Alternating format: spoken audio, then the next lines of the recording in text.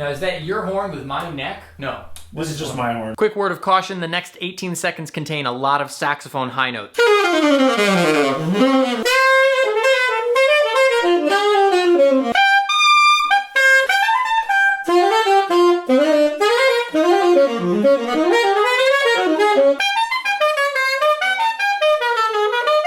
This has got a lot of sizzle on it, man. So earlier this summer, Ben Wendel was in town and dropped by for a hang. We ended up geeking out pretty hard on saxophone stuff. He took my SBA and Mark 6 for a spin. I tried his SBA. We tried his SBA and my SBA with different necks. I basically just caught up on life. I bet a lot of you are familiar with Ben. If you're not, he is a co-founder of a band called Kneebody, which I highly recommend you check out. And also he's put out some really beautiful albums. He's also got an incredible series of videos on YouTube where he's just playing duet with other master musicians. Just search YouTube for Ben Wendel Seasons Project. This is gonna be a bit of a different vlog. It's gonna be incredibly saxophone heavy, so this is for the saxophone. For those of you who watch this vlog and enjoy the parts where it's life that includes my family and things I'm up to, etc., you're probably gonna wanna skip this one. This is just straight saxophone shop talk. If that kind of stuff interests you, you'll probably like this. Ben is a great guy and an amazing saxophone player, and you guys have asked for me to do this one, and I promised I would deliver it, so here it is, a very long, probably too long, saxophone geek out vlog with my friend Ben Wendel. You're going where? I have to just pick up mouthpieces after this. So great to see you. And Nice to meet you, beautiful there's one in son. there too. Thank you. Yep, they're all over the place.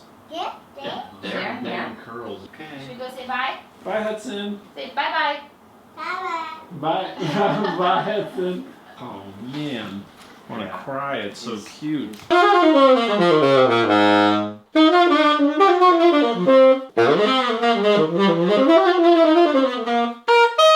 I have a harder time transitioning to other horns because I've got all those gadgets. Yeah, I'm addicted to that. I was thinking of of sending that to Josh because he doesn't have one, and he was like, "How are you doing that one thing?" And I was like, "Oh, I have this cheat."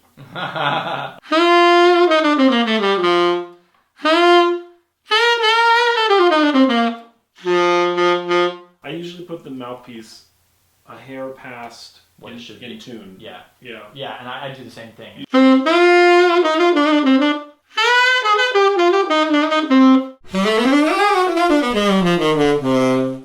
Yeah, it's really sealing too.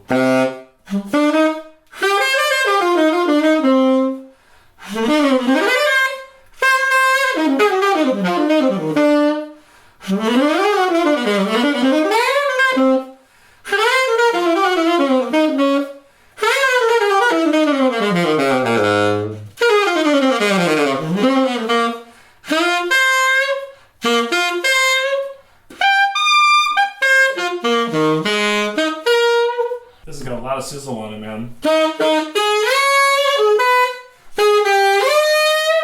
The palms are great. Yeah.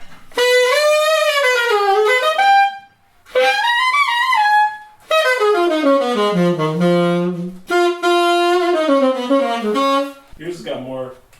It's got more of that sizzle thing on the top. So here's a SBA 3. Did you feel like it was sharp? No, I really think it's that thing, man. That's the thing, yeah.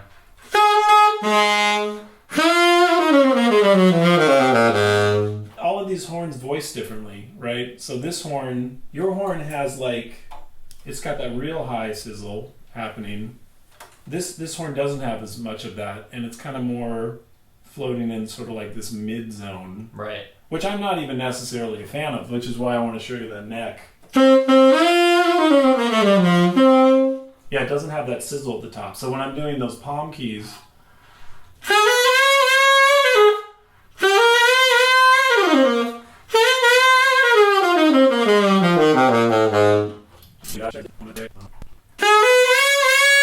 huge difference. Yeah, yeah.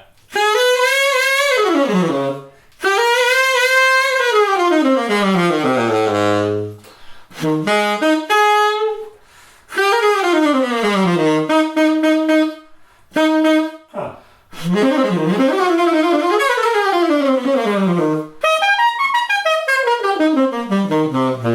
The thing about it is that so that horn you'd have to get used to it because I think that horn has that thing where different ranges sing differently in a way that's not necessarily even. Like those palms are just like, oh my god. Right. Like, we all want that. Right. But then you get down to the lower range and it's not singing like that. Right. So I think there would be a little bit of a adjustment, whereas probably this Mark 6 is more uniform. That horn has definitely got issues, but I'm used to them, so.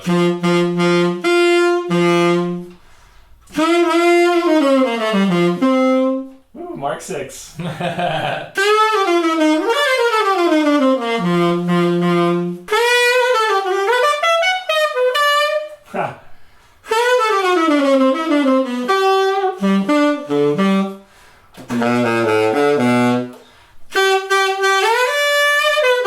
Okay, so part of what makes you feel that this might be sharp is that the Mark 6 in general, when you go above octave G into the palms, all the intonation, generally speaking, sits lower.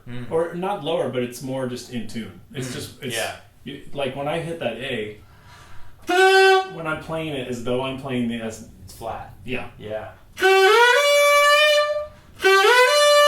I have to actually lift up. Wow. To get it to where I usually lift down with these. Interesting. So that's part of what you're experiencing too. Yeah, there's that upper, I mean, I can sit right in the center of pitches there with no, like, I know exactly where they are, and then with that. It's squirrely. Yeah. Yeah, it would just take a second to get used to. Yeah. You know? But I think the scale, I mean, none of these SBAs, the scale is never, with these older horns, you're never going to get something that's, you know, like a modern horn. They're not even. Right. And the SBAs are famous for generally kind of going sharper in the upper range, but like as far as SBAs are concerned, that's a good SBA. Like that's man, when you play an SBA, because I've played a lot of SBA, when you play an SBA that really has that problem, it's like it's not a question. You're not like, is it sharp? It's just like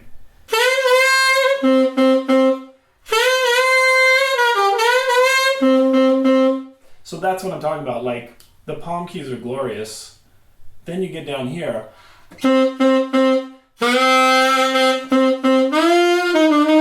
On its own, it's great. But when you, relative to that brilliance up there, suddenly that feels like, I can't quite pull that hair out of it. Right. Like, do you know what I'm saying? Yeah.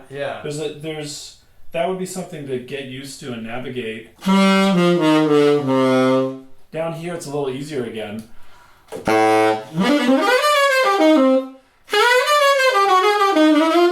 Huh.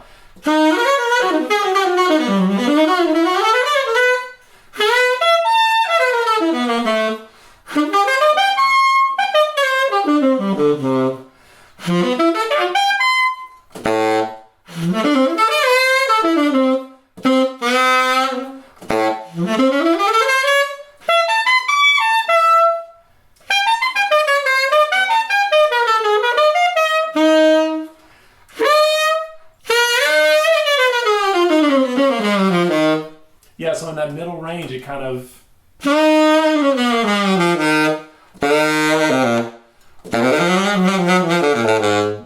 like that's in the same, you know, but then...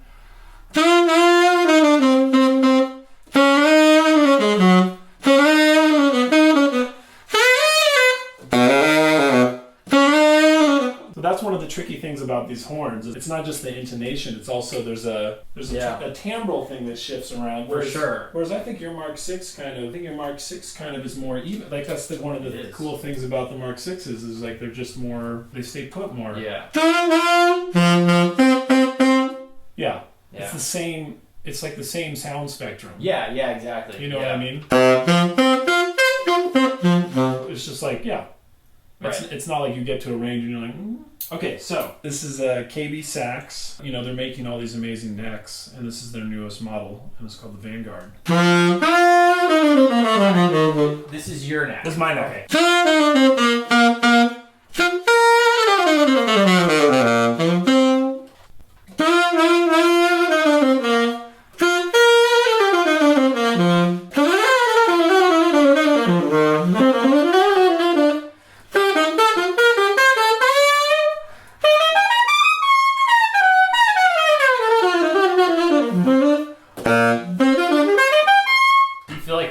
one is a little bit more controlled, like more. It's more, I think of it like, to me, it's like a contemporary neck. It's like, it's more even. Yeah. It has more projection too. Like the palm keys, like much bigger than this, which of course I love, just like your SBA. Whenever you get up there and, there's something so alluring.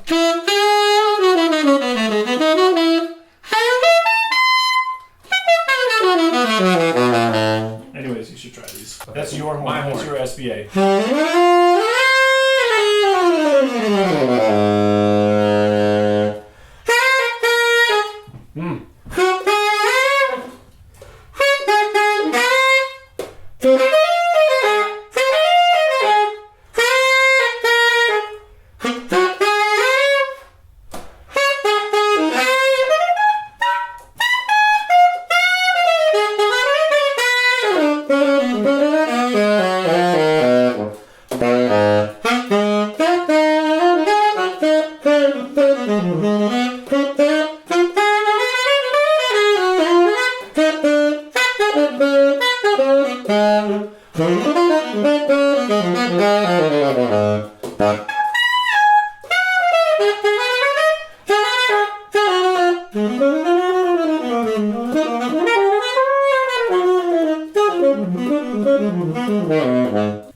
It's interesting. It kind of ends up being somewhere between the Mark 6 and the SBA. Yeah, I would agree with that. It's right in the middle.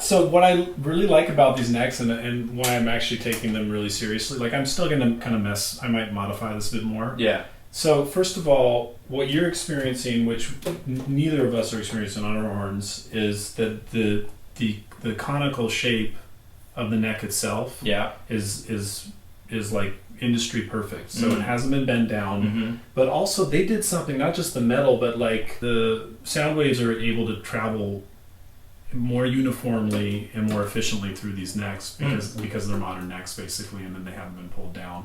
And that's what I hear in these. Like when you're playing, to me, the sound is like, it's like more even, but also it's like the spectrum, it just sounds like, I feel like with vintage necks, it's more of a thing of like certain frequencies come out and others don't, and that's like the color of the neck. Right. Whereas this is just like, you just kind of... It feels like the bottom, middle, and top are just all even.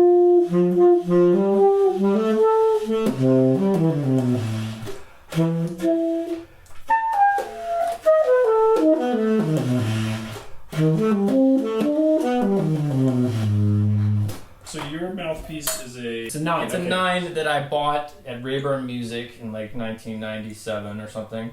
Nothing has been done to it. Now, is that your horn with my neck? No. This is just my horn. That's your horn with your neck. Sorry, I don't have glasses on. Okay, gotcha. Yeah. But with my mouthpiece. Well, your mouthpiece, okay. Yeah.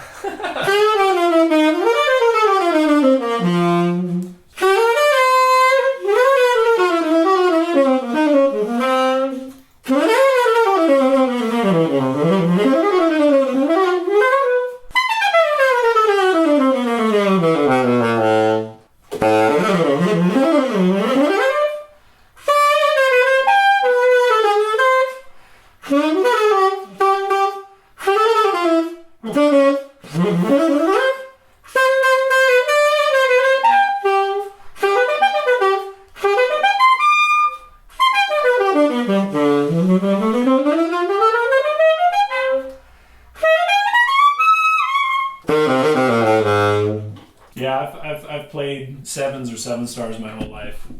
Just think I can't do it. Like it feels too open. Totally. This is the one that Chris was playing. Oh, yeah, I let me still try haven't it. taken the reed off it. It's a 7. Yeah, it's a 7. Did you just play it with that reed on it? This was the reed he used. Yeah. Yeah, okay, let me do that. You want to Well, play it's this probably- reed? Why not? It's Yeah, like, all right. It's probably super dry. And I mean, this is so wild to play these because they're so... And you're not used to playing metal. Oh, yeah, not It at feels all. so foreign in your...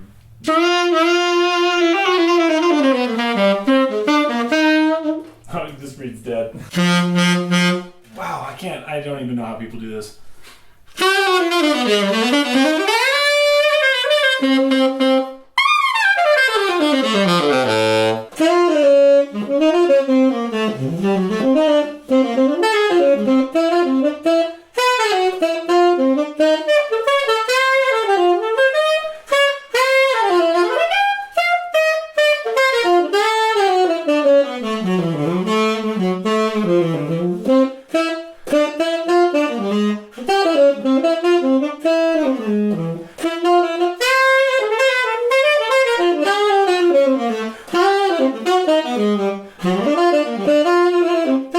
It's, definitely feels to me it's on the sharp side. I've played it enough now, and I've played it with other people to know that it is not like wildly sharp that I can't control it. Yeah. But it's definitely not the same center that I have with that. You know? Man, I'm telling you, it's just what you're used to. Yeah.